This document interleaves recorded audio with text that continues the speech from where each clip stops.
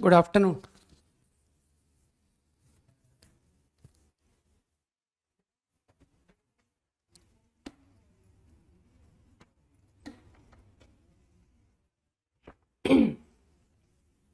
Exercise 1, 26 to 30. Any doubt? 27. Circle whose center lies on line. मेरे ख्याल से मैं बहुत कम प्रॉब्लम्स सर्किल की इक्वेशन एज्यूम करके करता हूँ, है ना? तुमको लगता नहीं इस प्रॉब्लम में सर्किल को एज्यूम कर लेना बेटर होगा? तभी तो तुम कंडीशन ऑफ ऑर्थोगोनैलिटी लगा पाओगे। तो let's suppose equation of circle. हाँ, वेरिएबल तुम्हारे थोड़े कम हो जाएंगे, 2gx 2fy। Suppose this is the circle, तो इसका orthogonality with x square Y square 4। तो देख सकते हो 2g1 g2, अगले का तो g0 है, तो 2g1 g2 0, 2f1 f2 0 equal to c1, है ना? 2g1 g2 to f1 f2 is 0, c1 plus c2। तो I think I got c obtain हो गया, इज 4। अब तुम फिर पहचान सकते हो कि सेंटर लाइज ऑन लाइन, मतलब -2g प्लस 2f। कुछ लोगों को समझ में आया ये मैंने क्या कर दिया? ठीक है, सेंटर लाइज। बस, तो अब मुझे लगता है कि तुम इक्वेशन ऑफ सर्किल में पैरामीटर कम कर सकते हो। तो I am going to replace 2g, तो 2g is what? 2f plus 9। मुझे लगता है अब मुझे इसके आगे नहीं जाना चाहिए, है ना? कि सर ये s plus 2f into L create हो रहा है। तो कई लोगों को मालूम है कि this represent a family of circles through intersection of s and l।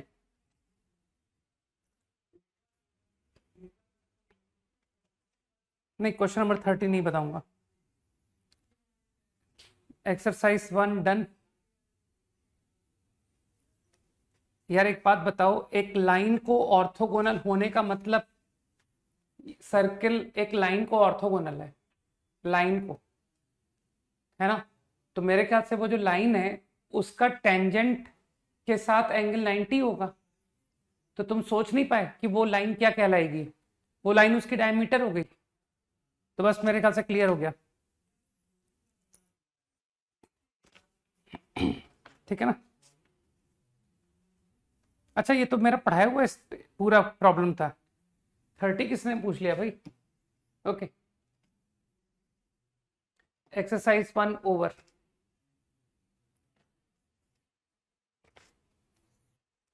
29 तो लोगों से बन गया actually. Question 1 to 5 4। Okay, question number 4, find the equation of circle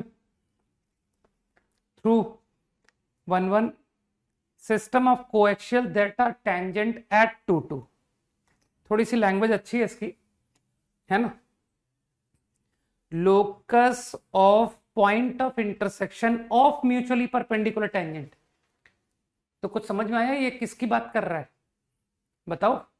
locus of intersection of perpendicular tangents. Perpendicular tangents का intersection point को क्या कहा करते हैं? लिखो लिखो। व्हाट इज, हाँ, डायरेक्टर सर्कल। तो इट मींस कि whatever that locus is, that is going to be circle with same centre which is origin and radius. कुछ लोगों को आज भी याद होगा सर, √2 टाइम्स रेडियस। तो वो लोकस आ गया, एक्स स्क्वायर वाई स्क्वायर, तो I think 2√2 radius, this is that locus. अब circle which is tangent to this. तो यार ये क्वेश्चन मैंने अभी पिछली क्लास में मुझे लग रहा है बताया है। एट 2,2, तो 2,2 पॉइंट ऑन दिस सर्कल पर जो रिक्वायर्ड सर्किल है वो टेंजेंट है। तो जिस पॉइंट पर दो सर्कल्स टच करते हैं वहां पर दोनों को कॉमन टेंजेंट होती है। तो कई लोग समझ गए कि मैं क्या करने वाला हूं, ठीक है। हालांकि तुम लोगों ने डायग्रामेटिकली तो समझ लिया था कि सर ये 1,1 से passing circle and tangent to this, तो वो डेफिनेटली सर्कल के अंदर बनेगा, है ना, इस सर्कल के अंदर बनेगा।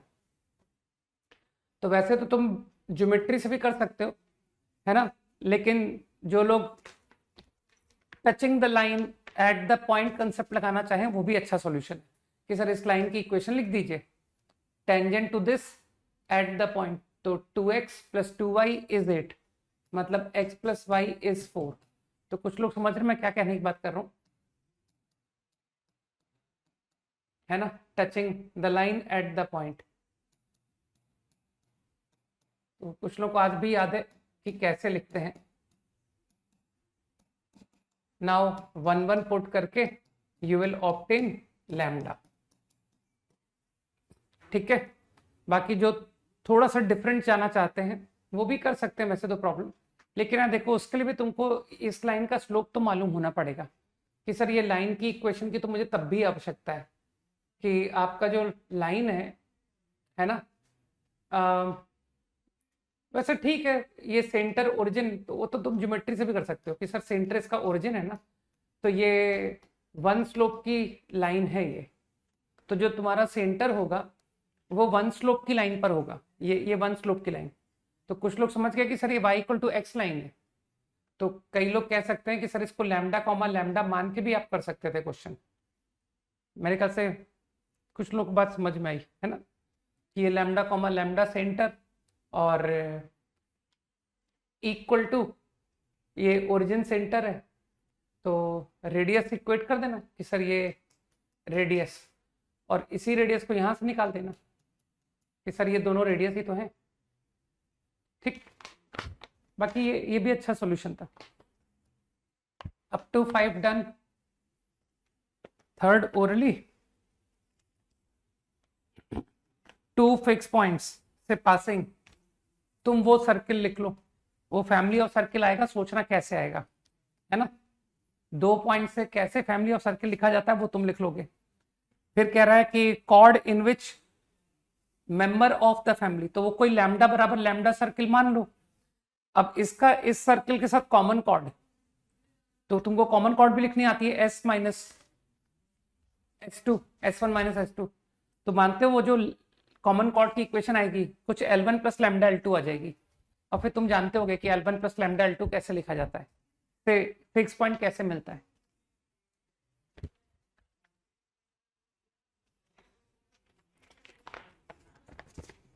एक सेकंड यार, तुम्हारी शीट में कितने क्वेश्चन हैं? तुम्हारी शीट में एक बार नंबर ऑफ प्रॉब्लम्स बताओ कितने। मैंने कुछ इधर उधर तो नहीं कर दिया? एक बार मुझे शीट मंगानी पड़ेगी, एक सेकंड ठहरो। अरे यार, शीट देना मुझे सर्कल्स की। 20 क्वेश्चंस? नहीं नहीं, एक्सरसाइज 2 की बात हो रही है। 20 क्वेश्चंस आते हैं, हाँ तब ठीक है, तो फिर तो सेम शीट है। क्वेश्चन नंबर 5, नहीं ये मैं नहीं बता पाऊंगा। क्वेश्चन नंबर 5 एक्चुअली यहाँ के लोगों की स्ट्रेंथ है, और स्ट्रेंथ के डाउट मैंने बताने बंद कर दिए। हाँ और बोलो, 6 to 10, 8 and 9, 8 and 9।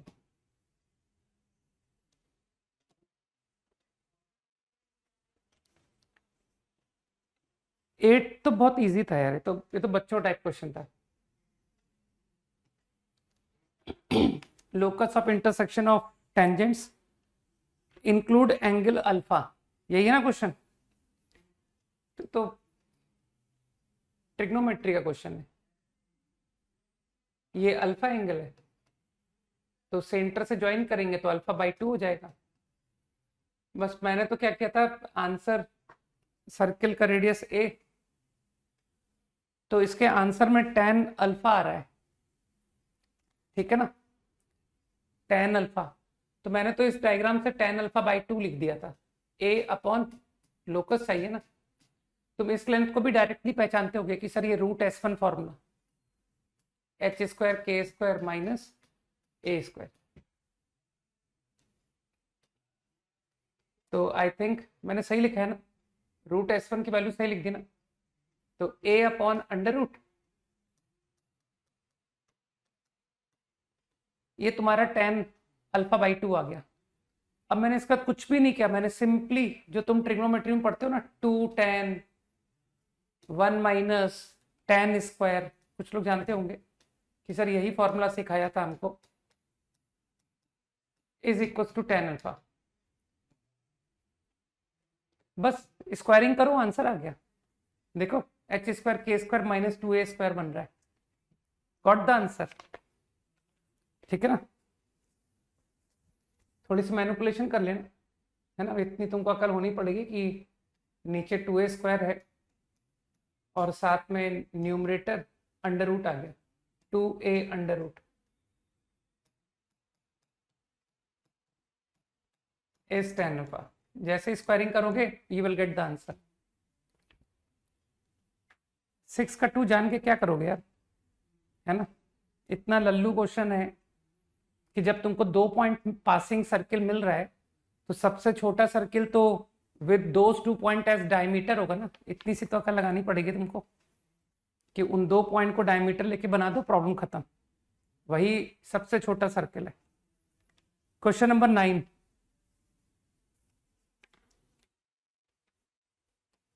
Last problem, है ना। अरे तुमको इतने सारे पूछने थे, चलो ठीक है, फिर 9 नहीं बताता, फिर 10 बताता, है ना। 9 और 10 दो डाउट पूछे जा रहे हैं, तो इन दो में एक ही बहुत है। 10 बता देता हूँ। Circle through origin touch the line x equal to 1, x plus y equal to 2, x equal to 1,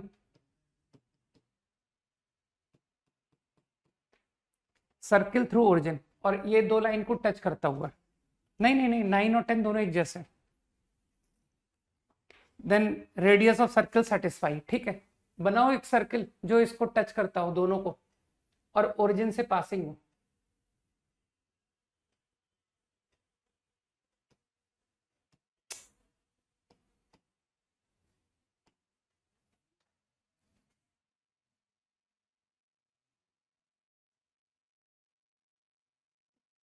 suppose ये है वो सर्किल,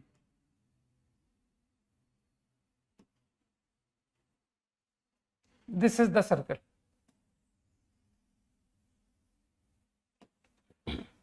तो अब मैं, तुम तो जानते हो मैं कंस्ट्रक्शन में बहुत बिलीव करता हूँ, तो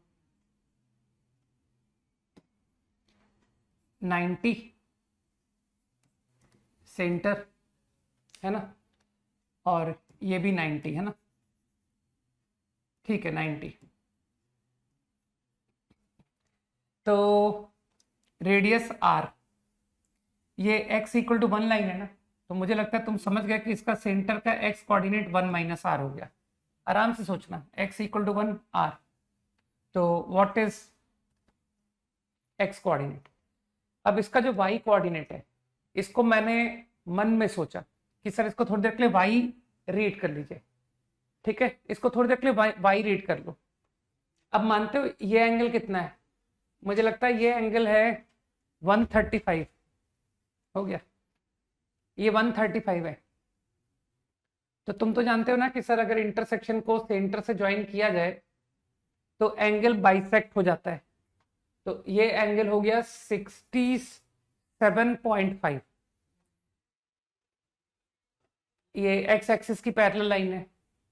अगर ये 67.5 है तो ये 22.5 है, जिसको कि तुम लोग पाई बाई 8 कहते हो।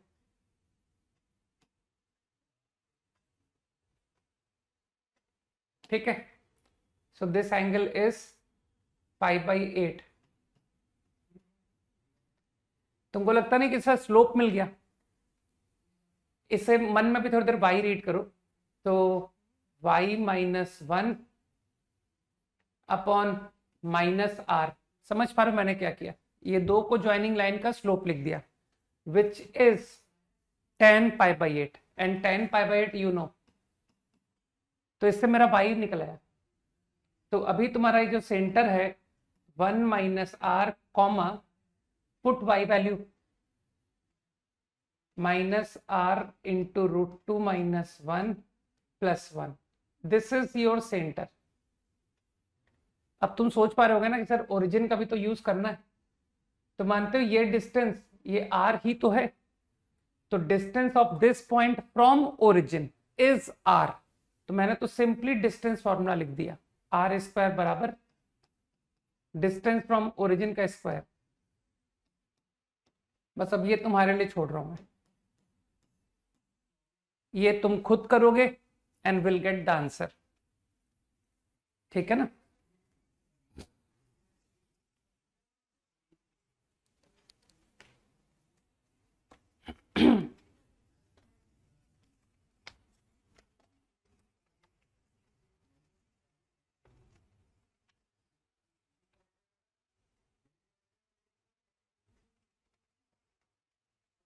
ठीक,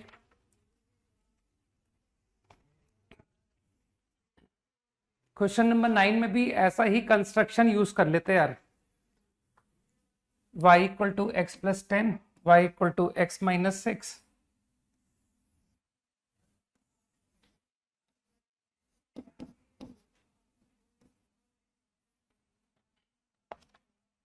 center in first quadrant tangent to them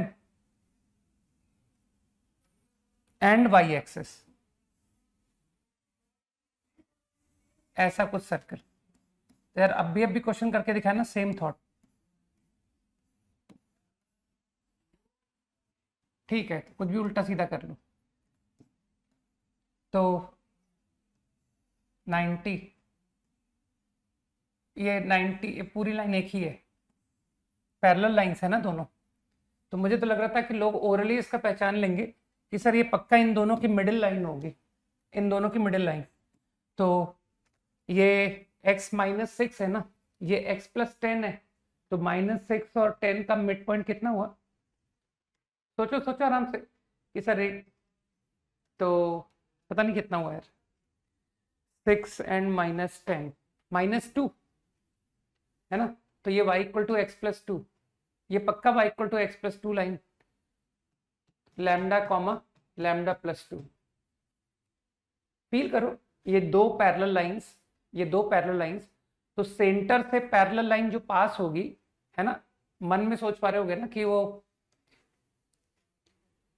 बता दिया मैंने, तो I think y = x + 2 line है वो, ठीक है।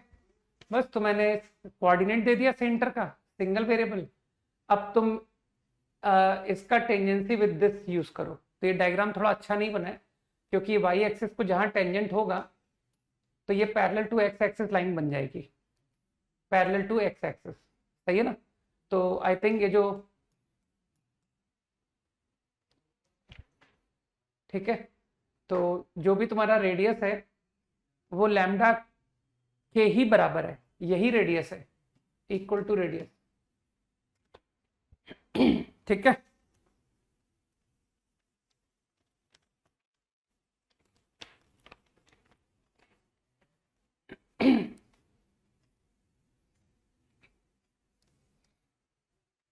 कर लेना कुछ कुछ कि सर ये पता नहीं क्या किया।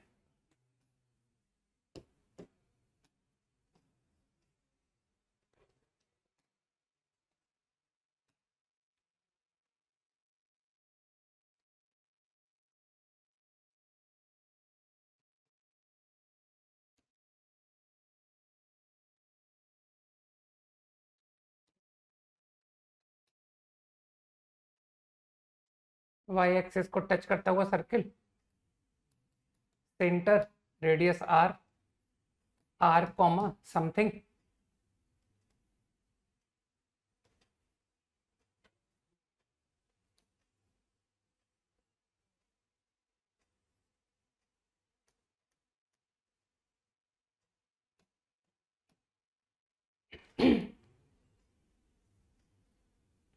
ये चलो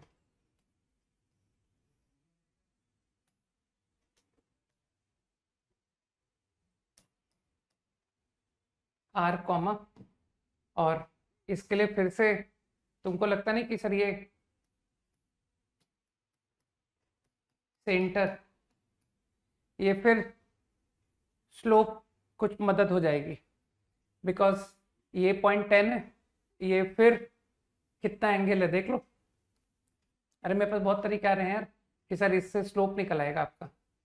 ये 2 पॉइंट को ज्वाइन कीजिए तो कुछ एंगल पता पड़ रहा है।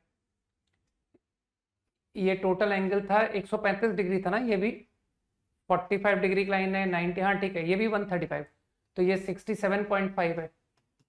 ये तो सेम क्वेश्चन निकला। तो 67.5, तो स्लोप कितना आया मेरे ख्याल से -√2 -1 स्लोप आ गया। सही है। और अभी तुमने मुझे बोला था ना कि ये लाइन y = x+4 लाइन पर लाई करेगा, तो r, r+4। कुछ लोग समझ पा रहे हैं ना क्या कर दिया मैंने?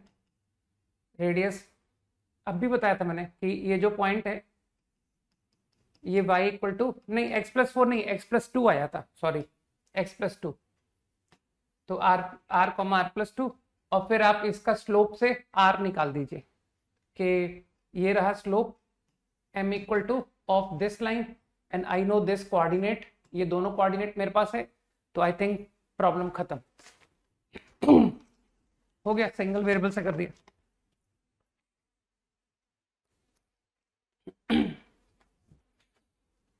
परपेंडिकुलर डिस्टेंस फ्रॉम लाइन वगैरह सब यूज कर सकते थे, लेकिन मैंने कुछ ज्यादा अच्छा ऑब्जर्वेशन ले लिया कि ये दोनों पैरेलल लाइन की मिडिल लाइन से पर सेंटर लाई करेगा। ठीक, कुछ लोग समझ गए ना मैंने क्या किया? ओके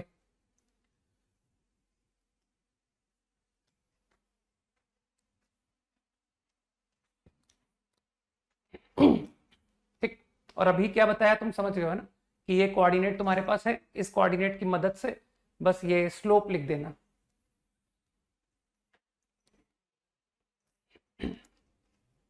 ठीक,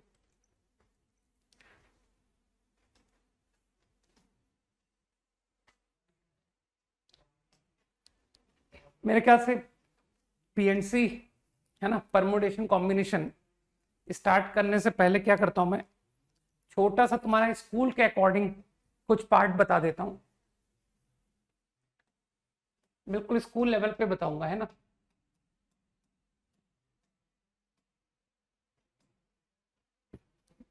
बाकी इस चैप्टर को हम लोग 12th में बहुत डिटेल में पढ़ेंगे, ठीक है।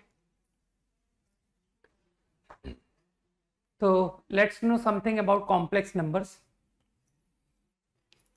वैसे तो मैंने क्वाड्रेटिक इक्वेशन में तुम लोग को थोड़ा इंट्रोडक्शन दे दिया था। तो what is a complex number? A number which can be expressed like this,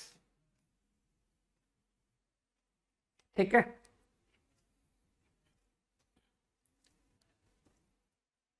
where x and y are real numbers।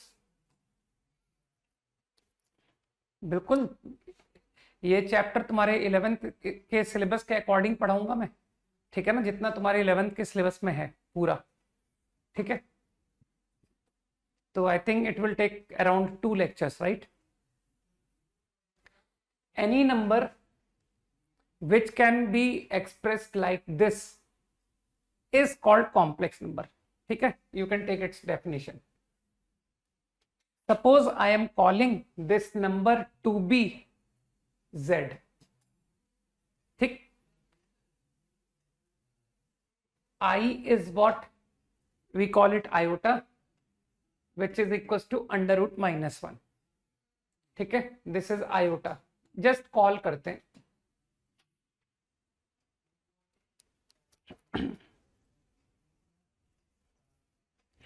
ठीक है।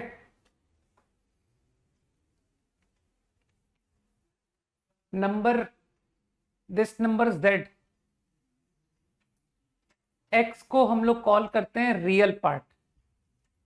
Real part of z is x, imaginary part of z is y। Terms है पता होना चाहिए, ठीक है।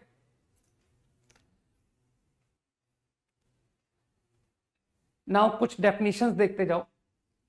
We call number z is purely real if y is 0, then number is said to be purely real. If x is 0,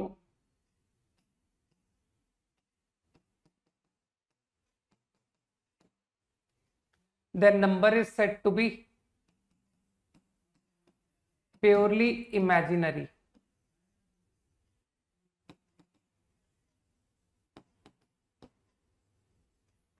And if y is not 0, then we say that z is imaginary.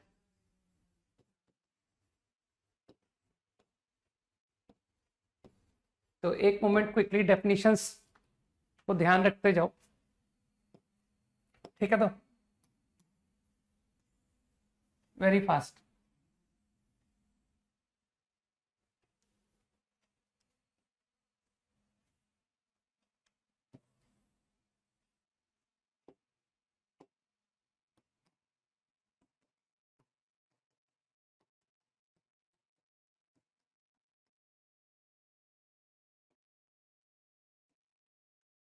हम complex number को कब purely real number कहते हैं, कब purely imaginary number कहते हैं, and imaginary numbers.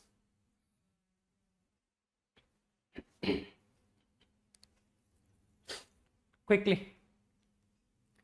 तो मतलब 2 + 3i is, you can call it imaginary, ठीक है। This is a imaginary number. Complex number तो कह ही सकते हैं this is a complex number, लेकिन कॉम्प्लेक्स नंबर में भी अगर तुम purely real, purely imaginary, then it is a imaginary number, okay. इसी तरह से -2i, इसे क्या बोलेंगे बताओ? -2i को क्या बोलेंगे इन दीज थ्री? क्या कहेंगे? What kind of complex number this is? Quickly,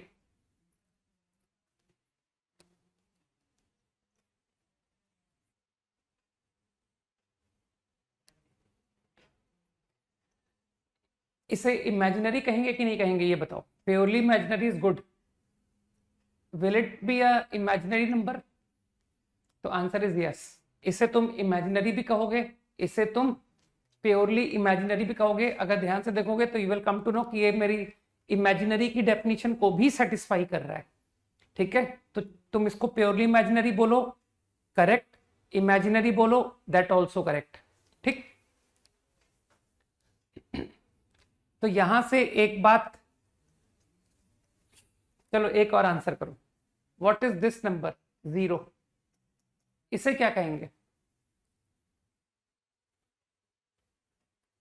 0 is,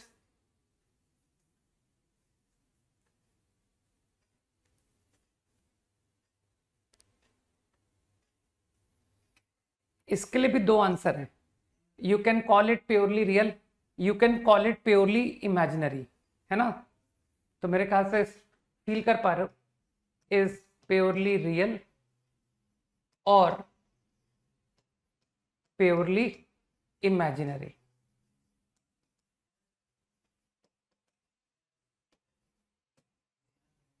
easy. z बराबर 0, but this is not a imaginary number. तो डेफिनेशन तुम देख पा रहे हो।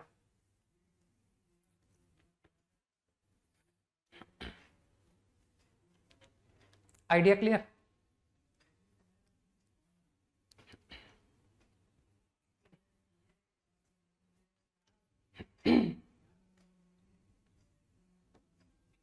ओके, तो कॉम्प्लेक्स नंबर की डेफिनेशन तो क्लियर है कि किसी भी कॉम्प्लेक्स नंबर का रियल पार्ट क्या है, इमेजिनरी पार्ट क्या है, ये सारी बातें clear. Now let us know about representation of complex number.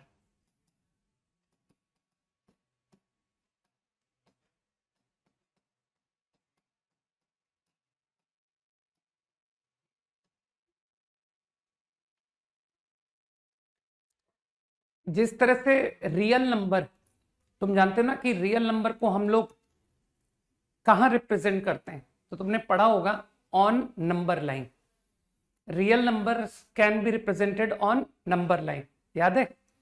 तो now I am talking about कि कॉम्प्लेक्स नंबर को किस तरह से हम रिप्रेजेंट करते हैं, कहाँ रिप्रेजेंट करते हैं। तो complex numbers are represented on a plane, x Y plane में रिप्रेजेंट किया जाता है। जिस एक्स वाई प्लेन से तुम फैमिलियर हो ना, वही एक्स वाई प्लेन की बात हो रही है, जिसे कि भी हम लोग कॉल करते हैं अर्गन प्लेन। तो complex numbers are represented on a plane called Argand plane, या फिर हम लोग इसे कॉम्प्लेक्स प्लेन भी कह देते हैं।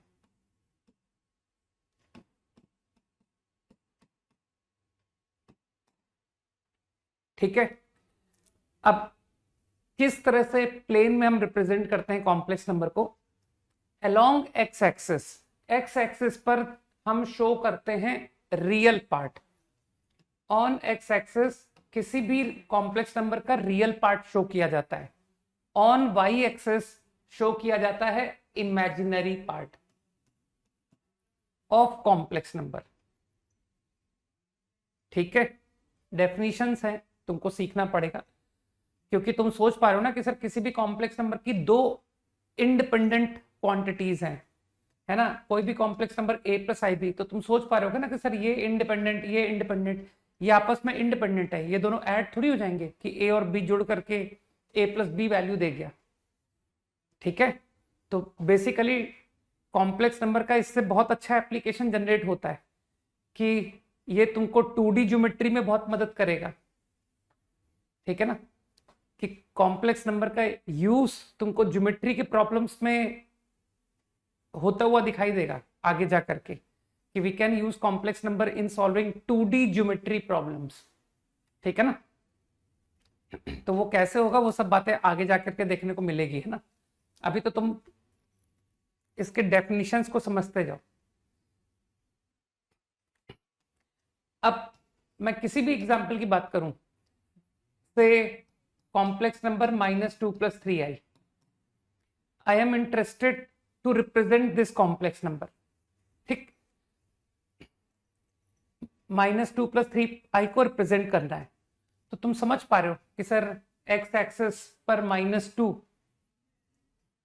दिस इज -2, वाई एक्सिस पर 3, दिस इज 3, तो पॉइंट, ठीक है, this point will represent, suppose I am naming the point in Argand plane to be P.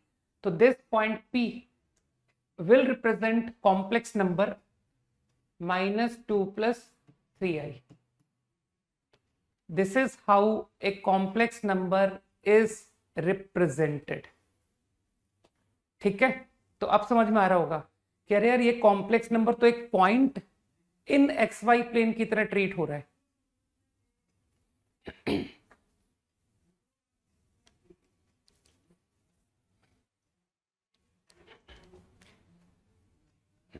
Definition clear?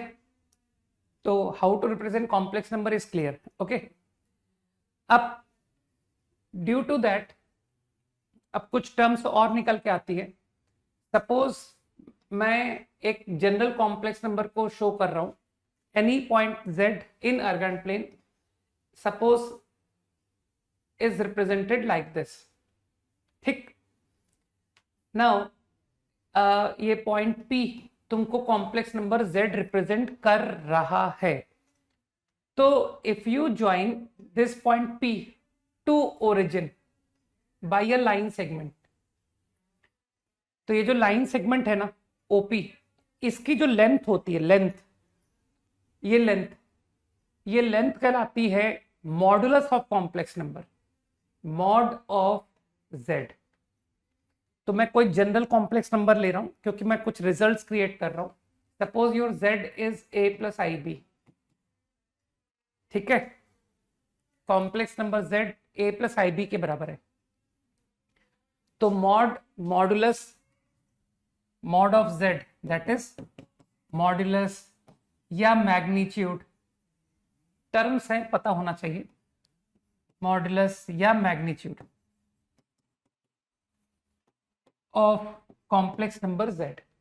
ठीक, तो व्हाट आई डिफाइंड इज कि distance of point which represent z in Argand plane, distance from origin is called mod of z, modulus of z।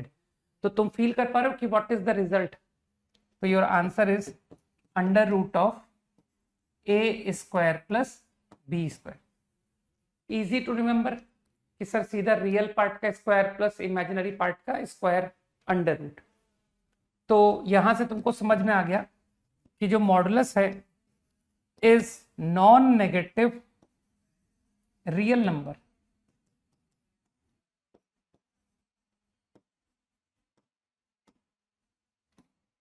Complex number का जो modulus है is a non negative real quantity. A और B तो real numbers है ना यार।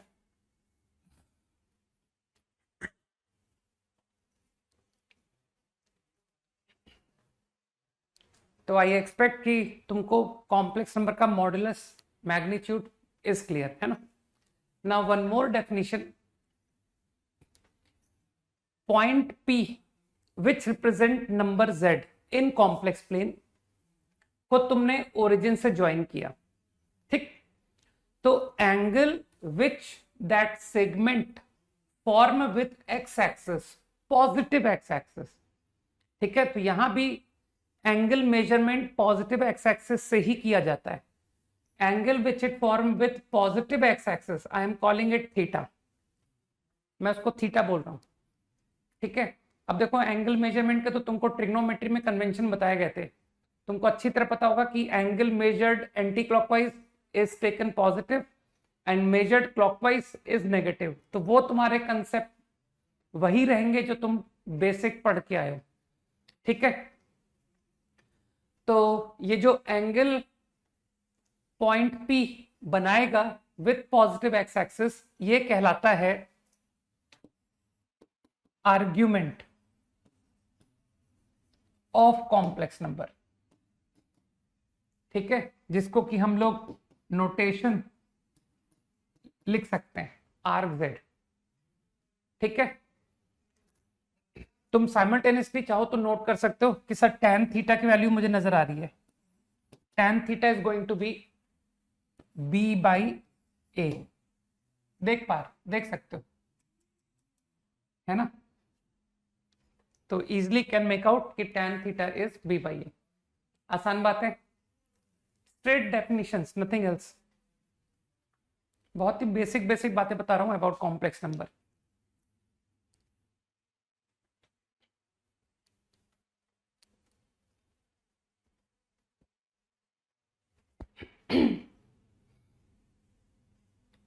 Quickly से yes.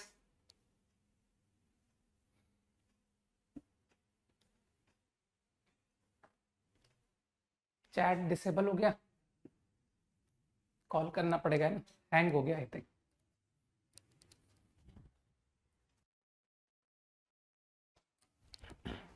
नहीं हो गया, स्टार्ट हो गया।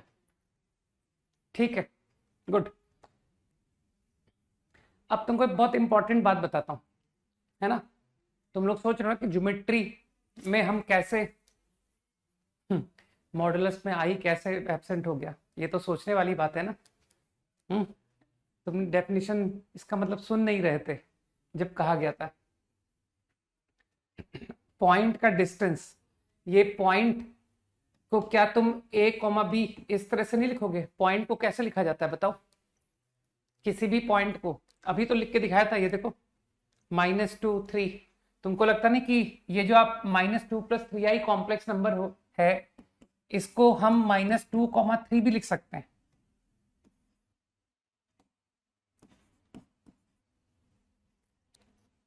इस बात को जल्दी से हाँ बोलो भाई। ये तो कोऑर्डिनेट ज्योमेट्री चल रही लग रहा है कि सर -2 3, तो ये पॉइंट -2, 3 है। तो complex number which is -2 + 3i को तुम इस तरह से भी लिख सकते हो। ठीक है, तो any complex number z a + ib को you can also right like this a, b, और ये कहलाता है ऑर्डर्ड पेयर फॉर्म।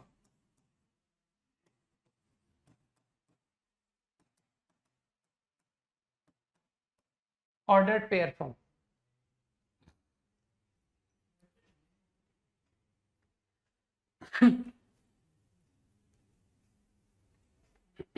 ठीक है, तो कभी सरप्राइज मत होना कि कोई तुमको z -2, 3 लिख के दे दे, तो समझ जाना कि इट इज -2 + 3i। ठीक है, तो मेरे ख्याल से पॉइंट क्लियर कि मॉड z बराबर करेक्ट आंसर। ठीक,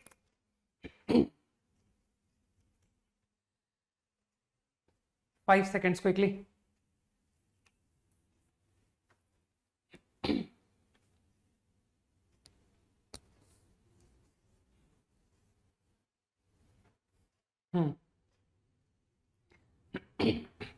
अब जो है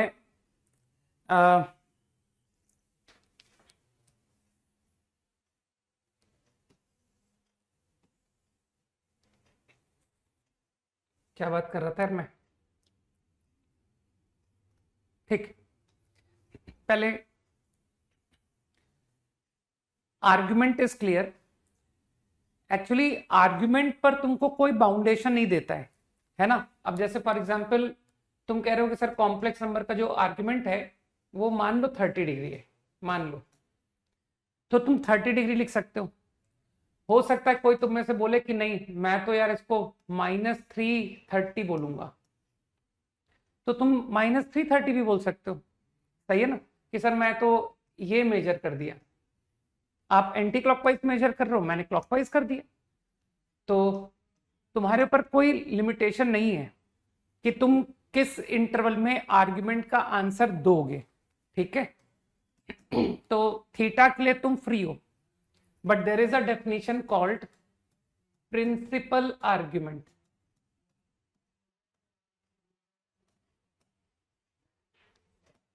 ऑफ कॉम्प्लेक्स नंबर।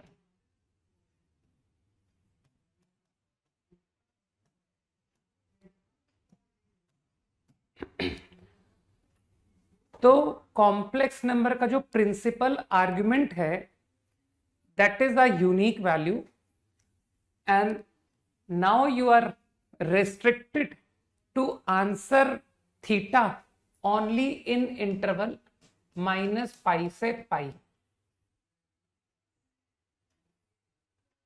तो value of theta which lies in this interval is called principal argument. ध्यान रखो।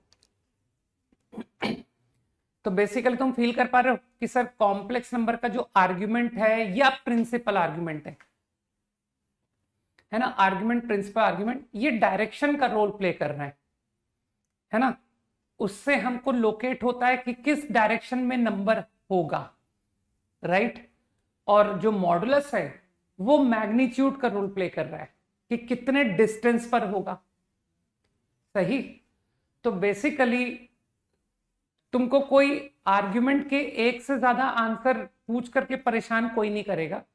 तो यूजुअली लोगों की हैबिट होती है कि जब भी हमको डायरेक्शन का आंसर करना होता है ना, तो people prefer to answer in this interval, कि एक आंसर लिख के खत्म करो ना यार, कि जब 30 डिग्री आंसर आ रहा है तो 30 डिग्री लिख करके एंड करो, क्यों इनफाइनाइट आंसर लिख करके परेशान करते हो। कॉम्प्लेक्स नंबर का डायरेक्शन तो एक ही होगा ना। तो यूजुअली सबकी हैबिट होती है कि आर्ग्यूमेंट का आंसर भी लोग अगर पूछते हैं तो we prefer to answer in this interval. ठीक है, तो आज तक मैंने आईआईटी में भी वन और मोर देन वन चॉइस कि एक ही आंसर को दो तरीके से लिख दिया गया कि बताओ पॉसिबल आर्ग्यूमेंट्स क्या होंगे, ऐसा अब तक नहीं देखा। ठीक है ना, इजी। चलो बताओ, फाइंड प्रिंसिपल आर्ग्यूमेंट, एकदम सिंपल सा सवाल ऑफ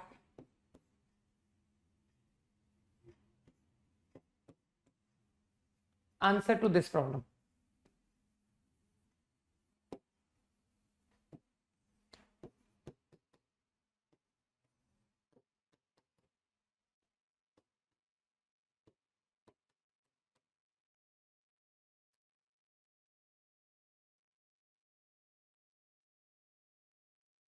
अरे principal argument one of the answer of argument है, ठीक है। आर्गुमेंट के हम इनफाइनाइट आंसर कर सकते हैं। ओके, तो आई थिंक फर्स्ट का आंसर सभी का मैच करना चाहिए कि सर ये फोर्थ क्वाड्रेंट का पॉइंट है, तो कोई कैसे इस इंटरवल को ध्यान नहीं रख रहा है कि सर फोर्थ क्वाड्रेंट पे आपका नंबर है 1, -1, तो यार आपको -पाई से पाई में आंसर करना है, तो मुझे लगता है -π/4 आंसर करना पड़ेगा ना, बुद्धि लगाओ।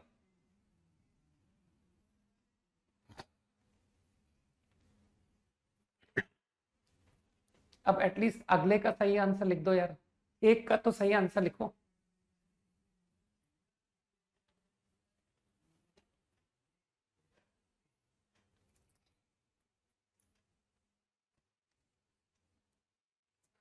हाँ ठीक है, अगले का तो क्या अगले का भी गलत आंसर करोगे? अरे कम हाँ ठीक है, क्षितिज एंड वन मोर पृथ्वी। तो I think this complex number lie in -√3, 1, तो लोग समझ गए कि सर ये आपका आई थिंक ये 30 हो गया, तो 150, तो answer to theta is 5π/6। Easy, तो I guess definition is clear. तो principal argument must be clear. अरे अपने आप को ध्यान में रखो यार कि आंसर -π से पाई में करना है, ठीक। तो मैं रटवाऊंगा थोड़ी कि फर्स्ट और सेकंड क्वाड्रेंट में अगर होता है तो 0 से पाई में आंसर आता है, थर्ड और फोर्थ में होता है तो -π से 0। इतनी तो अकल तुमको लानी पड़ेगी ना खुद में कि सर बस मुझे तो इतना ध्यान है कि इन this interval I will answer, that's it. Okay, so you now understood the definition of principal argument. Okay.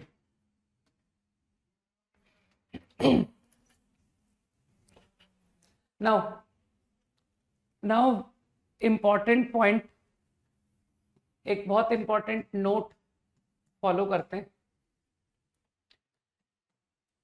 तो कुछ लोगों ने इस ऑब्जर्वेशन को आइडेंटिफाई भी किया था, है ना। कुछ लोग मैं देख रहा था लिख रहे थे,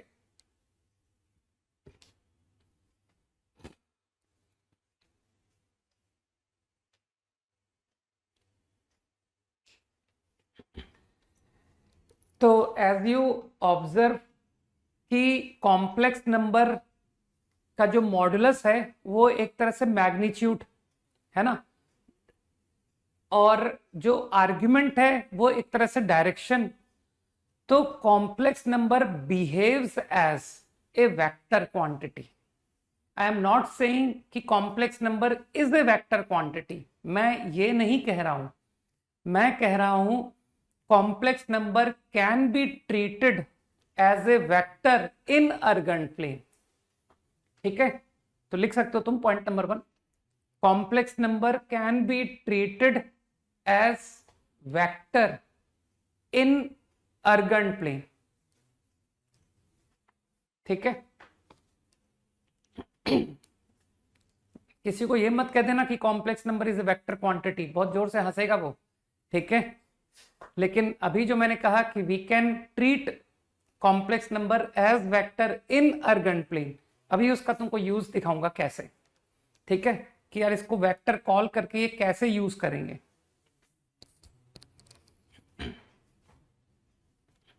ओके, तुमने कहा था ना कि कोई भी कॉम्प्लेक्स नंबर z, सपोज ये है पॉइंट z, मान लो, जो कि कॉम्प्लेक्स नंबर z लोकेट हो रहा है, ठीक। तो मॉड z तुम समझते हो कि सर ये हो गया मॉड z, है ना। थीटा मतलब प्रिंसिपल आर्गुमेंट या आर्गुमेंट जो मर्जी का हो, ये रहा थीटा। तो गिवन द डायरेक्शन, मेरे ख्याल से लॉजिक भी सबको क्लियर हो गया कि why we can treat it as a vector, क्योंकि mathematically magnitude known, direction known, I am able to obtain the number, है ना। डायरेक्शन पता है और मैग्नीट्यूड पता है, तो उससे कॉम्प्लेक्स नंबर मालूम हो गया।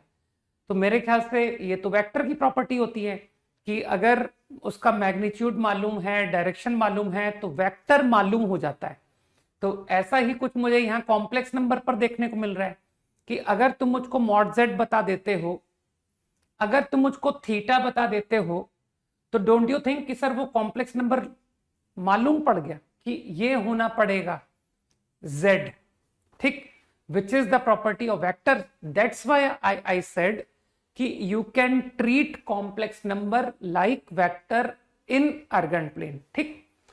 अब तुमको इसकी पावर बताता हूं कि अब तुमको इसको वेक्टर की तरह ट्रीट कैसे करना है, वो सबसे मुद्दे की बात बता रहा हूं। देखो ये O है ना, ये ओरिजिन, ये P पॉइंट है। तो अब तुमको अगर सीखना है कि सर ये वेक्टर कह तो दिया आपने, लेकिन अब इसको अप्लाई कैसे करेंगे, तो उसके लिए तुमको बस एक बहुत छोटी सी चीज सीखनी है कि वो है कि ये जो z है ना, z, इसको वेक्टोरियली हम लोग कहेंगे it is nothing but OP vector. बस हो गई कहानी खत्म। जिसको ये बात फील हो गई कि सर z कॉम्प्लेक्स नंबर को आप position vector of p treat कर सकते हो, समझो बात को। तो मैंने क्या नेम दिया तुम समझ गए ना।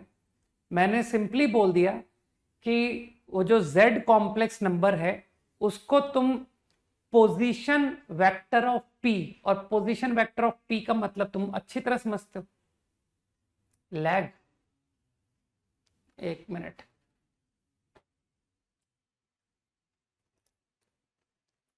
सबसे काम की बात आते ही लैग होने लगा है। एक सेकंड होल्ड करो।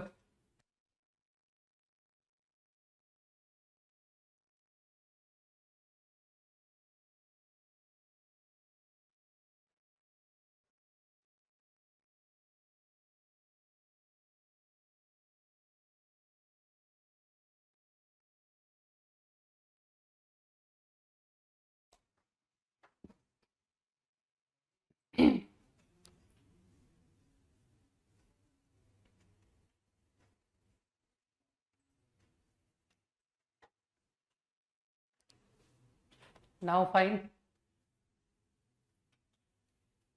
हो गया ठीक, ओके। अब तो ठीक है, चलो। तो बात को ध्यान से सुन लेते हैं कि कॉम्प्लेक्स नंबर z, ठीक है, complex number z which is point p को हमको क्या रीड करना है, हमको रीड करना है position vector of point p। This is the definition how to apply complex number as vector.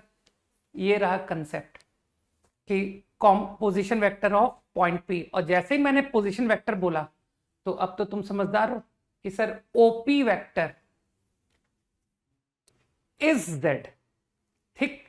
तो इस तरह से हम लोग वेक्टर को अप्लाई करेंगे अर्गेंट प्लेन में, ठीक। अभी धीरे धीरे करके तुमको भी और भी अच्छी प्रॉपर्टी दिखती चली जाएगी कि सर ये तो बिल्कुल वेक्टर अलजेब्रा लग जा रही है, ठीक है ना।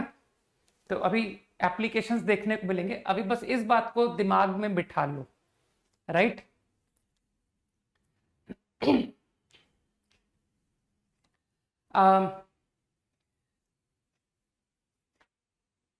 एक छोटा सा पॉइंट चलो और नोट में बना लेते हैं। About z equal to 0, z equal to 0 has modulus 0, इसका मॉड्यूलस 0 है। And argument, what is the argument, तो बहुत सिमिलैरिटी दिखेगी, नॉट डिफाइंड।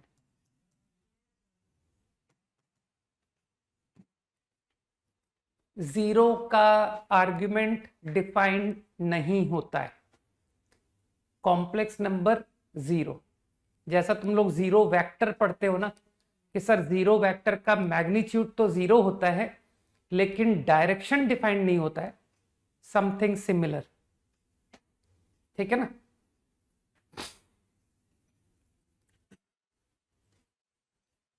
इजी।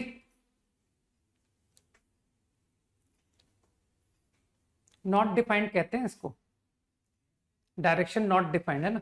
इसका डायरेक्शन कुछ भी जिसके डायरेक्शन में ले सकते हो। Okay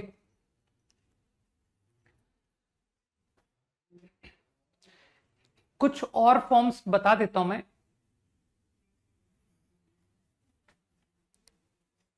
called trigonometric form, complex number in trigonometric form. तो I think ordered pair form तो तुम समझ गए थे ना कि सर कॉम्प्लेक्स नंबर का ऑर्डर्ड पेयर फॉर्म क्या है ना।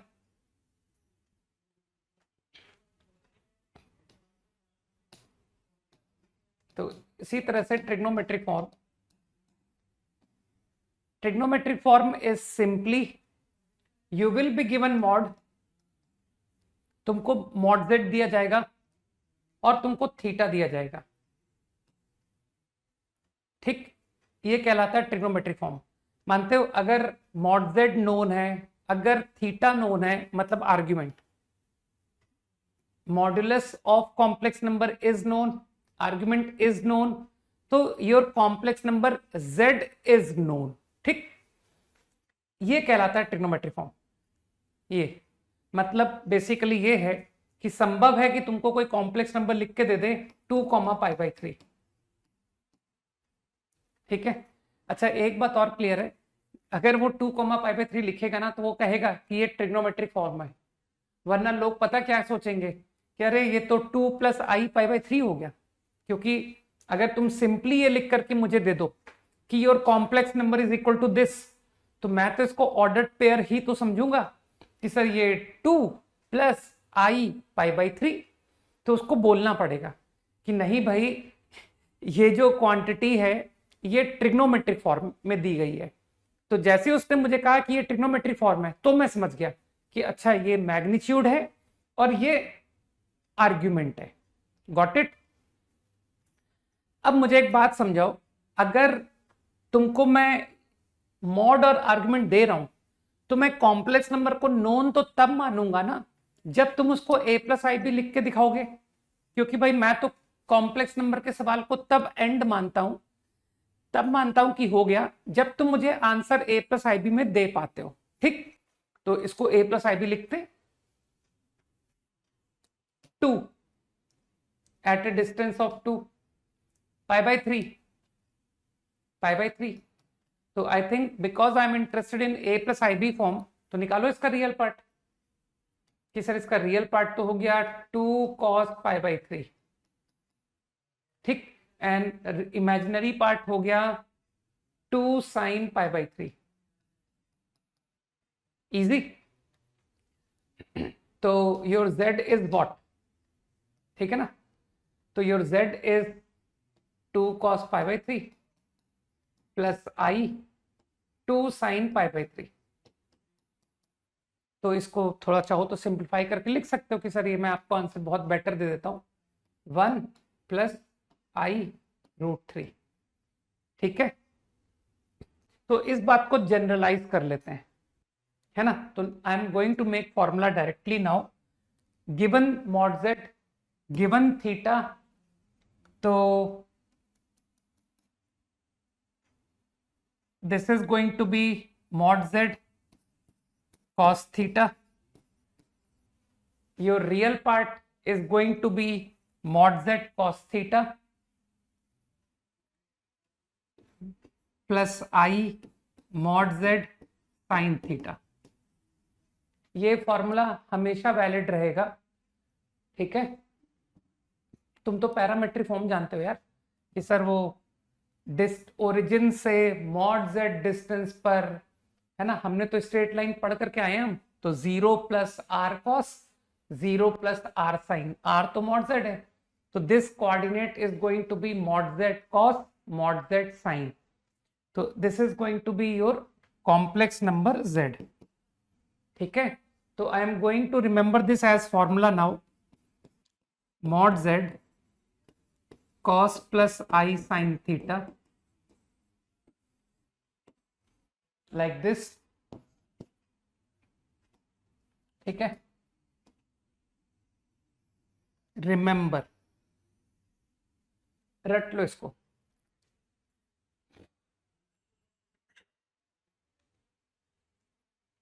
This is called Euler's form.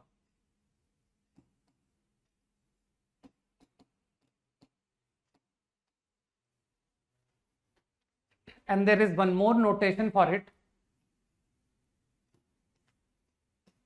mod z cos theta plus I sin theta is your z, जिसको हम लोग cos plus I sin को भी also write e की पावर I थीटा। e वही e है एक्सपोनेंशियल जिसकी वैल्यू अप्रॉक्स 2.7 हुआ करती है। लॉग पढ़े हो ना तुम लोग, तो लॉग में तुमने e को सुना होगा, है ना, ये वही e है। लेकिन मैं अभी तुमको इसका रीजन नहीं बता पाऊंगा कि y cos plus i sine is equal to e की पावर I थीटा, मैं अभी नहीं बता पाऊंगा। ठीक, क्योंकि उसके लिए तुमको सीरीज फॉर्मूले, तो थोड़ा आगे जाकर के ये बात पता पड़ेगी कि y this quantity is equal to e की पावर I थीटा। ओके, तो अभी तो तुमको ऐसे फॉर्मूला मानना पड़ेगा कि हाँ ये बात बिल्कुल सही है। अगेन e की पावर I थीटा को हम अगेन नोटेशन से पता होना चाहिए, इसे हम लोग सिस थीटा भी बोलते हैं। ये सब तो नोटेशन है यार, ठीक है, तो इसमें कोई खास दम वाली बात नहीं है।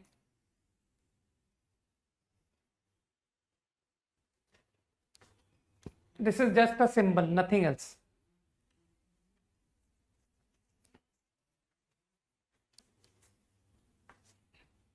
Five seconds quickly.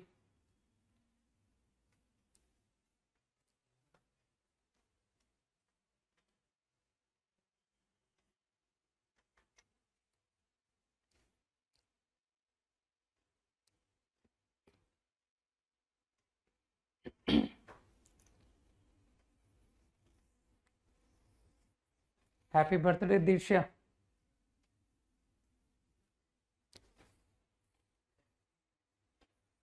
अच्छी पढ़ाई करो, है ना, और बहुत अच्छी रैंक लेकर के आओ।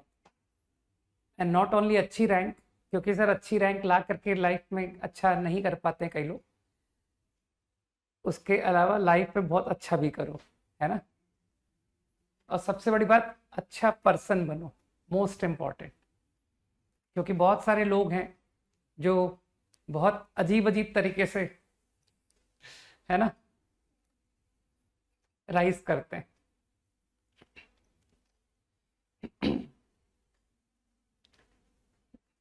Point clear. अब तुमको थोड़ा वेक्टर की और थोड़ी सी पावर बताता हूं, है ना, बहुत इंटरेस्टिंग टॉपिक है कॉम्प्लेक्स नंबर। और मैंने कहा ना ये तुमको 2D ज्योमेट्री के प्रॉब्लम्स में बहुत मदद करेगा। क्या बात है दीपांशु, तुम्हारा भी बर्थडे है? चलो भाई, हैप्पी बर्थडे। जो कुछ दीक्षा को बोला ना वही सारे बातें तुम्हारे लिए भी। Okay okay,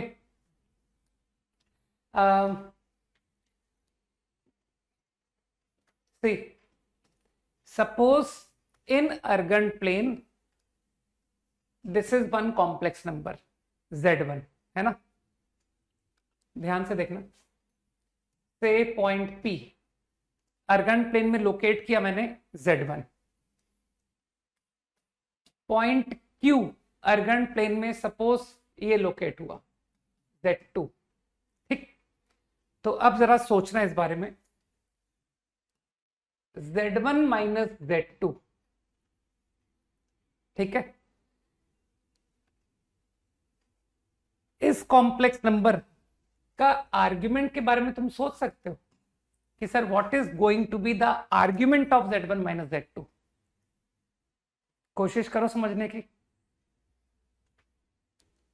Z1 minus Z2 complex number का तुमसे आर्ग्यूमेंट पूछा जा रहा है। फिर जब ये तुमको समझ में आ जाए, देन थिंक ऑफ कि सर कहीं मुझसे ये सवाल पूछा गया तो। वेरी गुड, पृथ्वी, है ना। तो पृथ्वी बिल्कुल सीधा पॉइंट बोल रहा है कि अरे भाई आप वेक्टर कैसे भूल गए। हम्म अभी अभी तो आपने बात समझी है कि सर Z1 जो है वो पोजीशन वेक्टर होता है P का, Z2 जो है वो पोजीशन वेक्टर है Q का। तो आप मुझसे क्या पूछ रहे हो, Z1 माइनस Z2। तो तुम लोगों को तो फिजिक्स में बहुत ज्यादा वेक्टर पढ़ाया गया है ना। तो डोंट यू थिंक कि this is nothing but PQ vector, sorry QP vector. गलत तो नहीं बोल दिया मैंने। This is 1 minus 2 is what. अरे तुम तो जानते हो यार, position vector of P minus position vector of Q, इसको तो तुम लोग QP वेक्टर बोला करते हो ना कि सर ये है। तो अगर तुमको वेक्टर की समझ है तो डोंट यू थिंक कि सर आप हमसे इस वेक्टर का डायरेक्शन पूछ रहे हो। और अब वेक्टर में तो तुम्हारा एक्सपर्टाइज है कि सर ये रही आपकी एक्स एक्सिस, तो जो आपका थीटा है, अरे फ्री वेक्टर कि सर ये एंगल होगा आपका इंक्लिनेशन, सॉरी इंक्लिनेशन कह रहा हूं, आर्ग्यूमेंट। अब इस एंगल के लिए तुमको तो एक्स एक्सिस से मेजर करते हो ना, तो सर पॉजिटिव एक्स एक्सिस से मेजर करके ये रहा answer, this is going to be theta. और तुम्हारी मर्जी, तुम माइनस पाई से पाई, हो सकता है कि तुम मुझको ये आंसर कर दो कि सर ये बेटर रहेगा, ये आंसर कर दीजिए। अरे कुछ मान लो ना यार कि सर ये कितना एंगल बोल दूं इसको, 120, है ना। फील कर पा रहा हूं। तो अगर ये 120 है, 120 है, तो your answer is going to be minus 120। Okay, just मैंने एक एग्जाम्पल लोकेट किया है, ठीक है। तो मेरे ख्याल से तुमको समझ क्लियर कि वेक्टर का रेलेवेंस देखो, दो कॉम्प्लेक्स नंबर का डिफरेंस को हमने समझ लिया। और इसी तरह से आप तो तुम मुझे मॉड भी समझा दोगे कि sir mod Z1 minus Z2 is nothing but distance, this distance PQ distance is going to be, distance में क्या है, चाहे PQ लिखो चाहे QP लिखो, क्या फर्क पड़ता है। इजी। तो ज्योमेट्रिकल मीनिंग समझ में आ रहा है ना। अभी प्रॉब्लम्स में सब यूज होता हुआ दिखाऊंगा मैं। तो मैंने तो बहुत सीधी सी बात की है यार, Z कॉम्प्लेक्स नंबर पॉइंट का पोजीशन वेक्टर होता है। जिसको ये बात का ज्ञान है उसके लिए जो भी मैं आगे प्रॉब्लम्स में एप्लीकेशन करूंगा वो उसको बहुत इजीली समझ आएगा, है ना। If you understand Z is position vector of point which, है ना, जो उस पॉइंट को रिप्रेजेंट कर रहा है।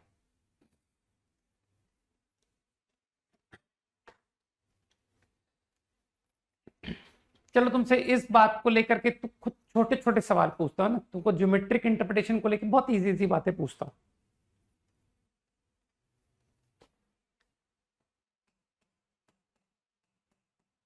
Locate Z in Argand plane, अरे लोकस, है ना।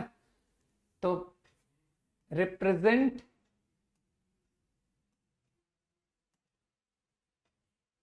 Z in Argand plane satisfying.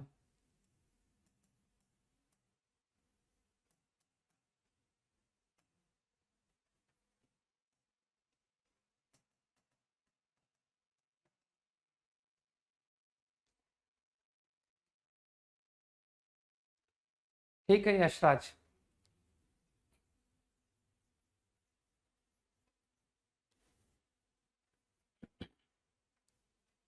Vikas, Preeti,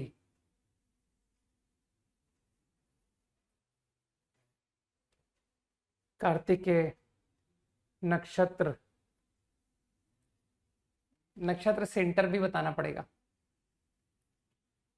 Rahul, Bhavik, Shivansh. Okay, let's quickly discuss. तो आई थिंक कुछ लोग समझ गए। ठीक है Abhinav, Nilesh, Mrinmoy. Okay, now let's concentrate. अब देख लेते हैं। मेरे ख्याल से तुमको अर्गन प्लेन में z लोकेट करना है विथ सेटिस्फाई मॉड z1। तो तुमको क्लिक नहीं किया कि सर ओरिजिन से डिस्टेंस 1, तो ओरिजिन से डिस्टेंस 1 और वो भी प्लेन में पॉइंट, तो तुमको लगता नहीं सही तो सर्किल होगा। तो टू इजी है ना। तो point z is not a single point, consists of infinite points lying on circle center origin radius 1। easy, समझ गए मेरी बात? समझ गए कि z lies on circle with center origin and radius 1। Very easy है ना कि सर तुम्हारे को कोई कैलकुलेशन की जरूरत नहीं पड़ी है ना।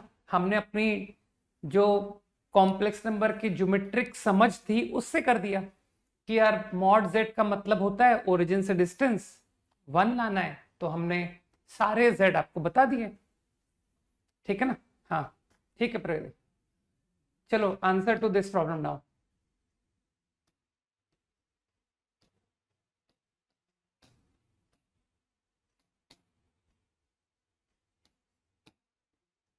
करो इसका आंसर करो।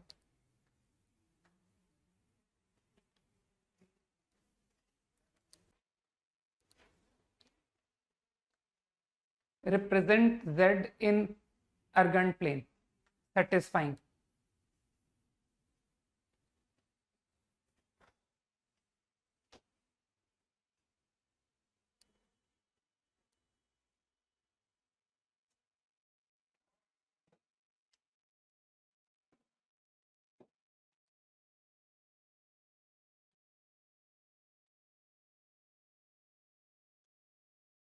क्या हैंग तो नहीं हो गया? ठीक है यशराज, इसके आगे की बात भी बोल दो।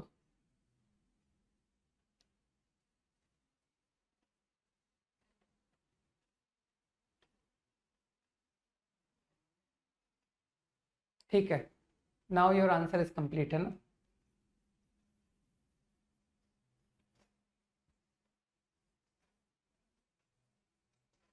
पूरा आंसर दो यार विकास, केवल इतना मत लिखो, सर्किल तो बहुत सारे होते हैं।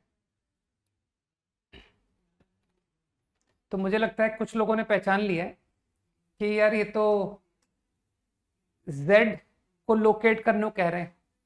तो तुम तो समझते हो ना कि सर z को लोकेट करने का मतलब है कि आप हमसे लोकस पूछ रहे हो। लोकस भी तो हमारा एक्सपर्टाइज एरिया है। ठीक भाई, मैं तो सिंपल सी बात मानता हूं, जो लोगों की वीकनेस है वो हमारी स्ट्रेंथ होनी चाहिए। ठीक है, तो लोग लोकस से घबराते हैं ना, और मुझे लोकस ही आता है। तो मुझे लगता है कि कुछ लोग समझ गए कि सर ये लिखा हुआ देखिए, मुझे तो वेक्टर की समझ है। ठीक है समर्थ, जतिन है ना। अब कॉन्सेंट्रेट करते हैं राहुल। ठीक है, तो आई गेस लोग समझ रहे हैं कि सर z का डिस्टेंस फ्रॉम दिस पॉइंट, अरे position vector of point minus position vector of point another point, सही है ना। तो तुम तो जानते हो ना वेक्टर, वेक्टर की समझ है ना तुमको। ये QP वेक्टर हो गया, मैंने इसको P बोला है। Position vector of P minus position vector of Q, अब भी तो सीख करके आए हो यार, है ना। चाहे तुम्हारे सर ने इतनी मेहनत की तुमको फिजिक्स में वेक्टर पढ़ाने की, हाँ तुम ये रिजल्ट दोगे कि सर अभी तक हम वेक्टर, आपका QP वेक्टर ही नहीं पहचान पा रहे हैं। तो I think fix point, this point is fix, this is moving, but distance is always √2, सही है ना। तो कॉम्प्लेक्स नंबर का मॉडुलस है ना। तो मेरे ख्याल से वेक्टर की समझ से समझ गए कि सर ये तो मॉड QP है। तो बस तो आंसर हो गया बगैर कैलकुलेशन के। कि this is going to be a circle with centre, your centre is -1, 1, है ना, -1, 1 इज centre and your radius is √2। Easy, direct answer करो, कोई कैलकुलेशन की जरूरत नहीं है। अब जो लोग कैलकुलेशन से करना चाहते हैं उनको भी बताता हूं, है ना, कि देखो इसी सवाल को लोग कैलकुलेशन से कैसे करेंगे। दे विल से कि सर ये तो आपको z मान लीजिए, है ना, तो तुम लोग एच के मानते थे ना, तो चलो मैं सीधा एक्स वाई मान रहा हूं। अरे यार वो एच के मान के अल्टीमेटली एक्स वाई कन्वर्ट करते हो, तो suppose z is x plus i y, जो लोग कैलकुलेशन से करना चाहते हैं, x+1 plus i y -1 mod is √2। अब मेरे ख्याल से mod a plus i b मैंने सिखाया था √a² प्लस b²। तो अगर मैं स्क्वायर कर दूं चलेगा ना, कि सर आप तो स्क्वायरिंग कर दो और a² प्लस b² लिख दो। कॉम्प्लेक्स नंबर का मॉड निकालना सीखा है तुमने, तो जो लोग कैलकुलेशन से करना चाहते हैं they can also do like this. और अब तो मानते हो कि सर मेरे को सर्किल की इक्वेशन आती है, क्योंकि सर्कल्स चैप्टर तो मुझे बहुत अच्छे से आता है, नहीं समझ पा रहे हो? तो अब फॉर्मूला थिंकिंग से भी तुम सोच सकते हो, जबकि मेरा मानना है कि तुमको डायरेक्ट सोचना आना चाहिए, कि सर मैं तो बेसिक से आपको बगैर मेहनत के आंसर कर दूंगा कि what is the answer to problem, right.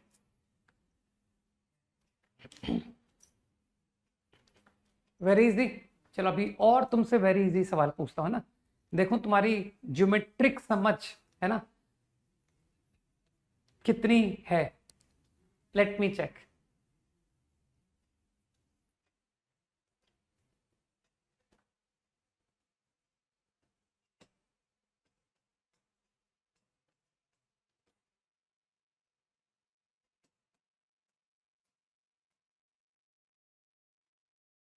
Locate in Argand plane.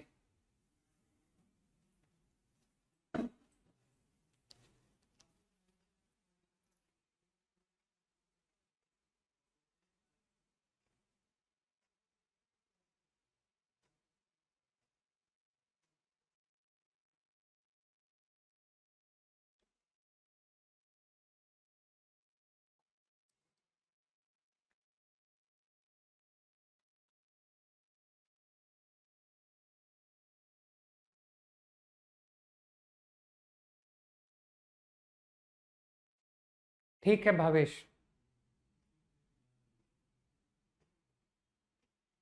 ठीक है कार्तिकेय, तनिष्क, यशराज, सारंग, वंश,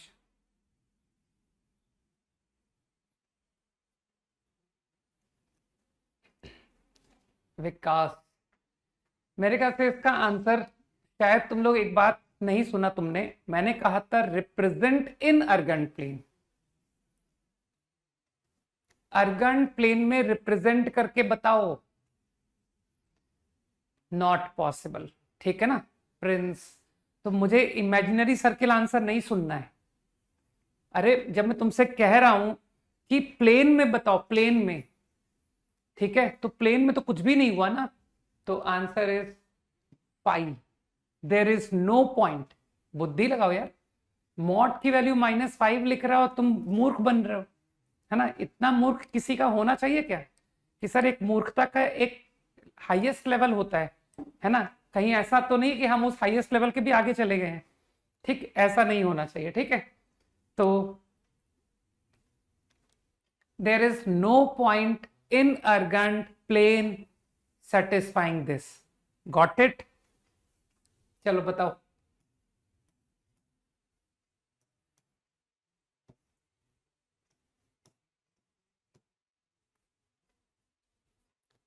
टेल।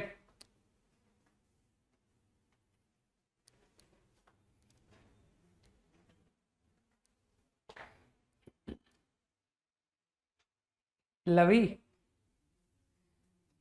अपने मम्मी पापा से कहना चाहिए कि मेरे नाम में वी के बजाय एन रख देते ना आप, तो मैं मैथ्स का टॉपर हो जाता है ना।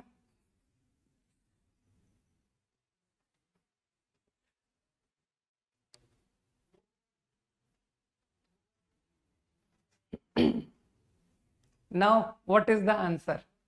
Represent in Argand plane.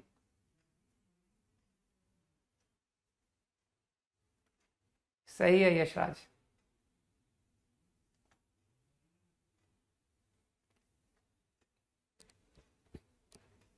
तो इसको कहेंगे क्या, मतलब क्या बोलूं मैं इसको? Point lying where. मेरे इस सवाल का जवाब दो। पॉइंट लाइंग वेयर, क्या कहूं मैं? पॉइंट कहां लाई कर रहा है?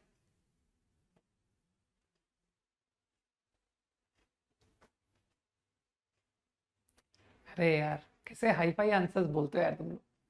हाँ, सिंपल सा आंसर नक्षत्र बोल रहा है, आउटसाइड द सर्किल। इतनी सिंपल लैंग्वेज के बजाय इतनी टफ लैंग्वेज कैसे बोल रहे हो यार? कि सर 1,0 सेंटर, रेडियस 5, जो सर्किल है इसके आउटसाइड। बुद्धि लगाओ। क्या z आउटसाइड? और मैं तो कहता हूं तुम सरकमफेरेंस को भी इंक्लूड कर लो। जल्दी बताओ, सरकमफेरेंस इंक्लूड होगा कि नहीं? हाँ, आउटसाइड और on the circle. Got it? Outside और ऑन द सर्किल। और सर्किल की डिटेल मैंने बता दी। बुद्धि लगाओ यार, कि डिस्टेंस 5 से ज्यादा चाहिए मुझे या इक्वल चाहिए। एक्सट्रीमली इजी, है ना? बहुत ज्यादा आसान लाइफ हो गई नहीं?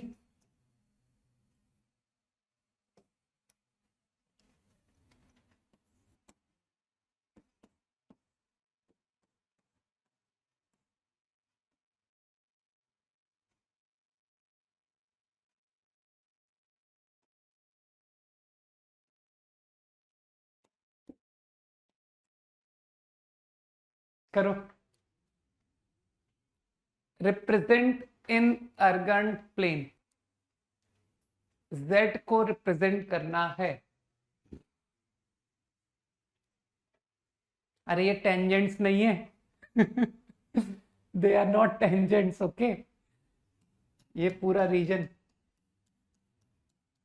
Outside the circle.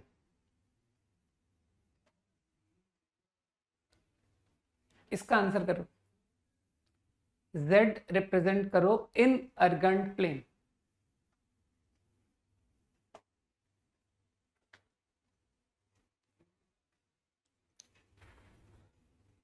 ठीक है प्रीति, भव्य, कार्तिकेय।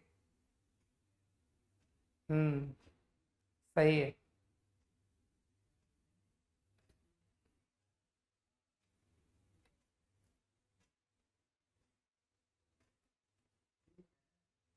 यशराज।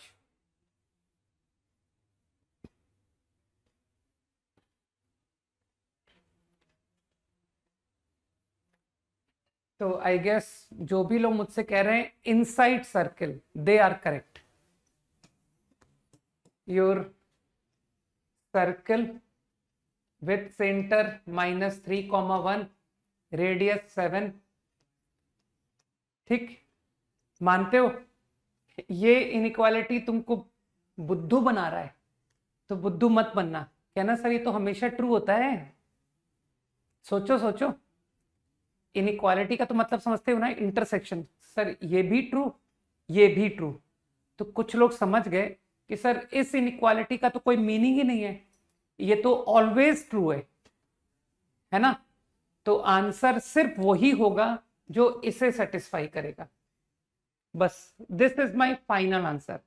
तो your final answer this time will be, language तुम खुद लिख लेना, inside the circle with centre with radius. Easy.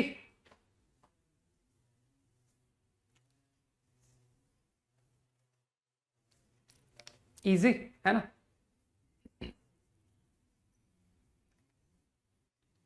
अब की बार स्ट्रिक्टली इनसाइड है, अब की बार ऑन द सर्किल अलाउ नहीं है।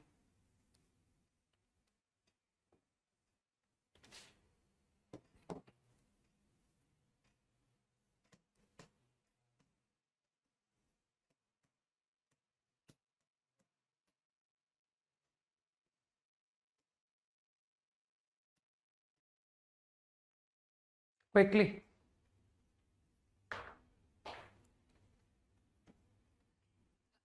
नहीं है, विजिबल है भाई, यश।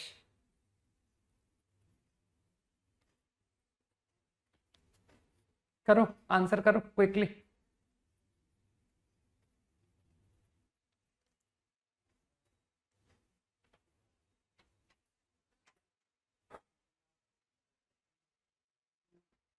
ठीक है आर्यन।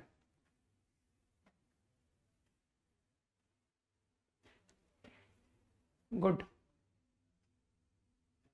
नक्षत्र कार्तिकेय, बिल्कुल सही। रुद्र, विनायक, जैनब। आई थिंक सभी का आंसर आ रहा है ना?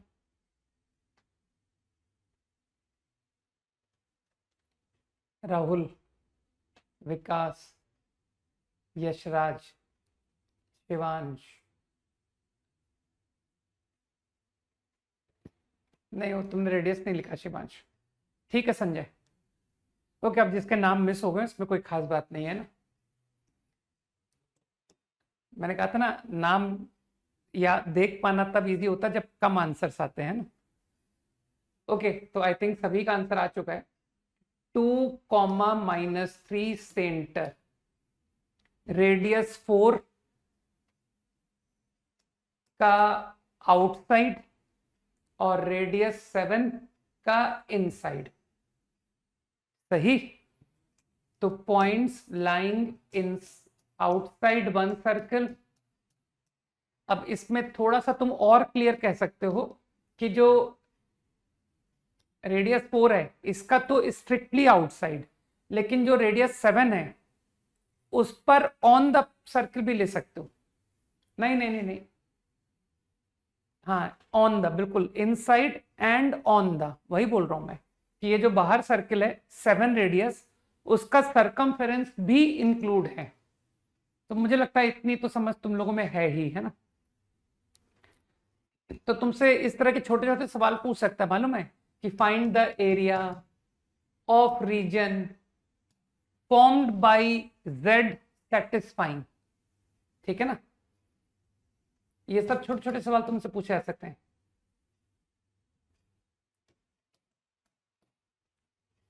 Formed by Z satisfying the given condition।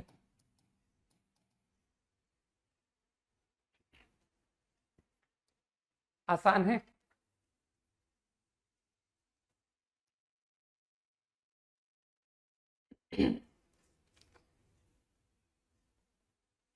तो मेरे ख्याल से फट से दिख रहा है कि सर ये तो 2 सर्कल्स का डिफरेंस आंसर है, और क्या आपका रीजन सिर्फ ये है।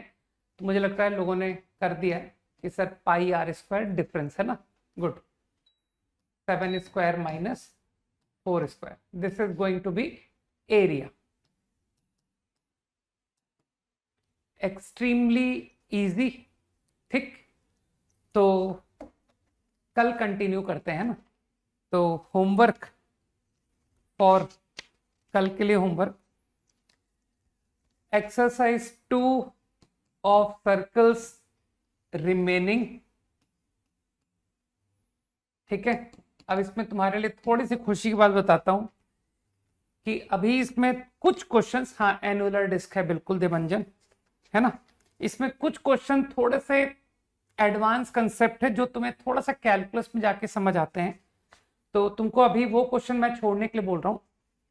क्वेश्चन नंबर 14 अभी हम छोड़ देंगे, ठीक है? और क्वेश्चन नंबर 18 को छोड़ने का कारण मैं बताता हूं क्यों मैं अभी इसको हटा रहा हूं।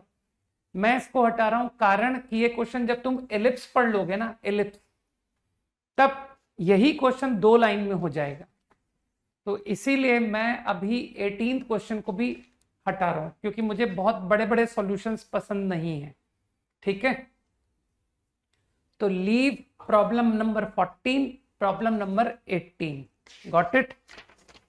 अब तुम थोड़ा सा होमवर्क और करना चाहोगे, ठीक है, कि सर एक्सरसाइज 3 का थोड़ा सा होमवर्क दे दीजिए।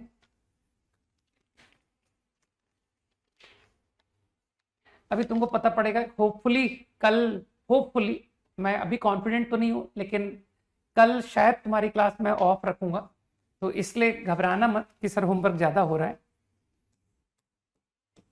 10 प्रॉब्लम्स, ठीक है ना? 10 से अच्छा फिगर दूं? 10 से अच्छा फिगर सर 11, 11 अच्छा फिगर होता है नहीं?